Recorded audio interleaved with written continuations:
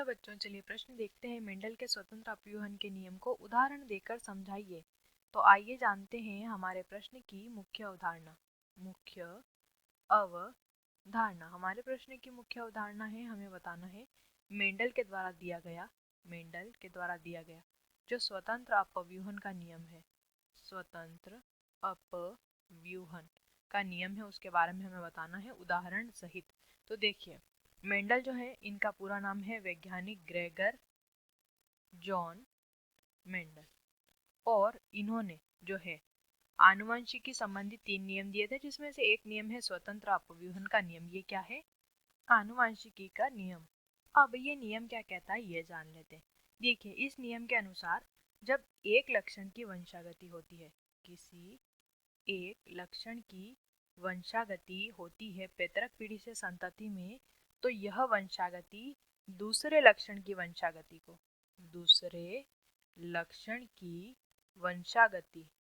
वंशागति को प्रभावित नहीं करती है।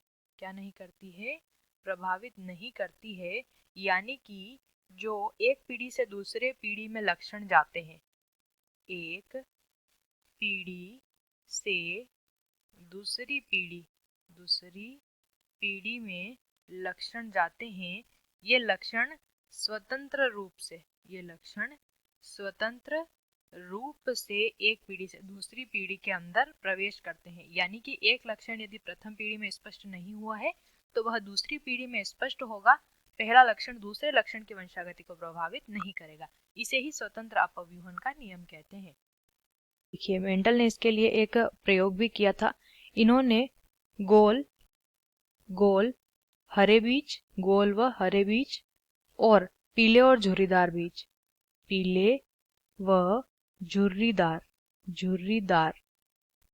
बीज को लेकर क्या किया, इन दोनों का आपस में संकरण कराया। जो गोल और हरे बीज थे उन्हें RR और YY इस तरीके से जो है इनके क्या बने, युग्मक बने। और जो हमारा पीला बीज और झुर्रीदार बीज था उसका कैसे बना युग्मक, r कैपिटल Y। इनके मध्य जब संकरण या क्रॉस हुआ तो प्राप्त हुआ, देखिए इन दोनों से क्या प्राप्त हुआ, इन दोनों के द्वारा जो संतति प्राप्त हुई वो थी गोल पीले बीज वाली। इस तरीके से एक संकर प्राप्त हुआ। ये संकर था गोल पीले बीज वाला। जब फिर से ये कौन सी F1 पीढ़ी है और ये है जनक। फिर से जब यहाँ पे F1 पीढ़ी के मध्य संकरण कराया गया, F1 पीढ़ी के मध्य, तो इस संकरण के द्वारा जो F2 पीढ़ी प्राप्त हुई, F2 पीढ़ी जब प्राप्त हुई इन संकरण के द्वारा, तो इसमें 4 प्रकार की संतति देखी गई, जिसमें 9 बीज प्राप्त हुए। कैसे? पीले और गोल बीज। 3 प्राप्त हुए थे हरे और गोल बीज, ठीक है। उसके बाद 3 प्राप्त हुए पीले और झुर्रीदार बीज, और 1 प्राप्त हुआ हरा झुर्रीदार। तो इस तरीके से अगर हम देखेंगे तो प्रथम पीढ़ी में चाहे सारे लक्षण नहीं दिखाई दिए हों, लेकिन द्वितीय पीढ़ी के अंदर जो है दोनों जो जनक थे उनके सभी लक्षण जो है संतति में स्पष्ट रूप से अलग अलग दिखाई दिए।